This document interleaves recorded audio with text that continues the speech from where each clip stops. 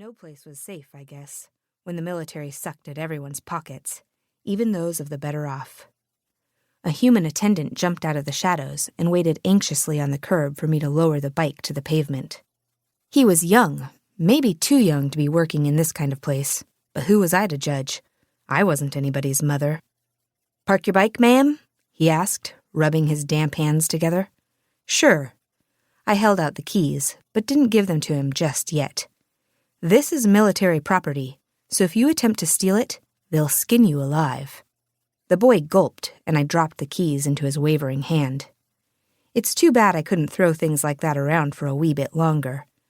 After they enlisted and trained a person, the military didn't waste much time in shipping her out. Not with a war going on. Not when they were losing.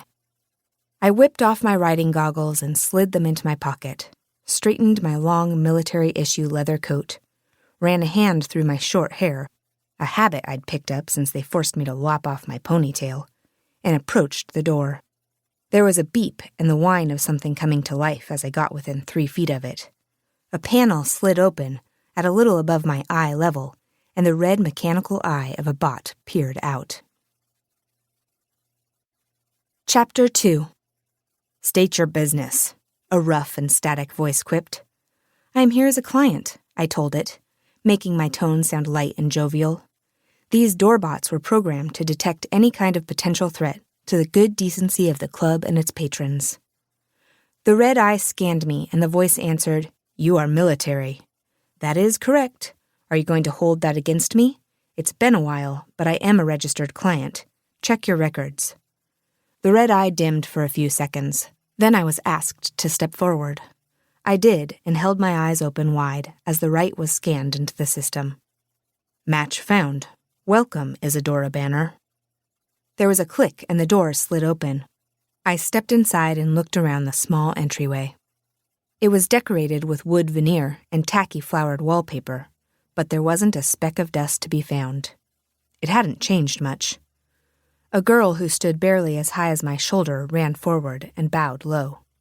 I kicked off my black boots and stepped up onto the matted floor, slipping on a pair of factory-made, uniform black polyester loafers that waited for all clients. The girl took my boots and stowed them in a cabinet that took up the entire left wall. The loafers were strictly for indoor use and would be traded for my boots upon my departure. "I can find my own way," I told the girl, who bowed again as I walked past her. I slid open the door at the back of the entryway and made my way down a long hall lined with more frosted sliding glass doors.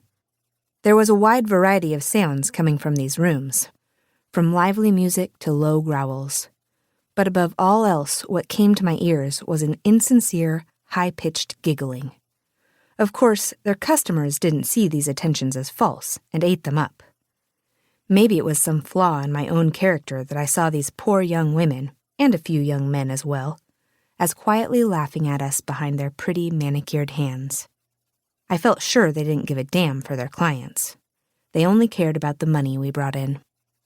I'd never spent much time in those rooms, only a few nights when I joined the parties of friends, and Charisse had always been there.